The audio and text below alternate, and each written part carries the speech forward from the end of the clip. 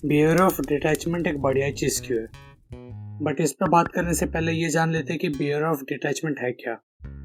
सबसे आसान शब्दों में कहा जाए तो बिहेवियर ऑफ डिटैचमेंट से भले ही कोई भी चीज़ या कोई भी इंसान चले जाए या दूर हो जाए तुमसे, तुम इन सब के बीच में खुद को नहीं खो देते। तुम्हारा मेंटल हेल्थ सही रहता है और तुम अपने लाइफ के पूरे कंट्रोल में रहते हो।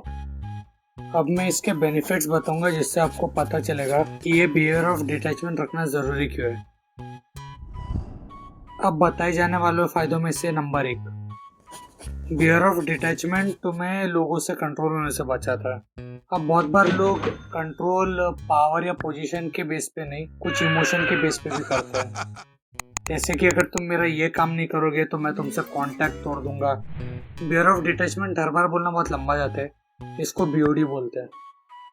बीओडी रहने से तुम्हें कोई फर्क नहीं पड़ेगा अगर लोग तुम्हें चले जाने की धमकी देते हो तो, क्योंकि तुम्हें पता है कि वो गलत तरीके से बस तुम्हें उनके हिसाब से चीजें करवाना चाहते हैं, तो तुम इससे दिमाग शांत रख पाते हो।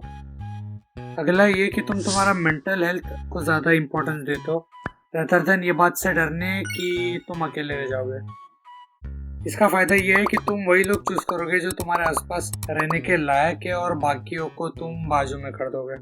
बाकी के लोग नहीं रहे तो इतना मैटर नहीं करता।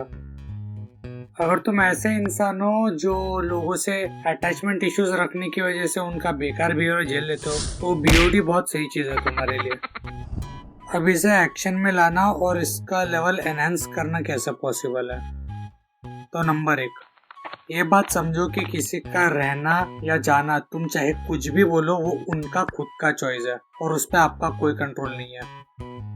और अगर कोई बोलता है कि एफर्ट्स लेके देखो रोकने का या बचाने का, तो वो आई गेस सिर्फ वैलिडेशन सीख कर रहे हैं, वो भी तुम्हारे वेलबींग के कॉस्ट पे। Not worth it. अगली बात तो ये, दिन के अंत में अब तुम खुद हो जो तुम्हारा खुद का ध्यान रखोगे। किसी के भरोसे पे मत बैठे रहो, क्योंकि अंधेरे में तुम्हारा परिचय भी तुम्हारे साथ छोड़ देगा। ऐसा मैंने कहीं पे पढ़ा और मुझे ये बहुत सही लगा बात पर्सनली।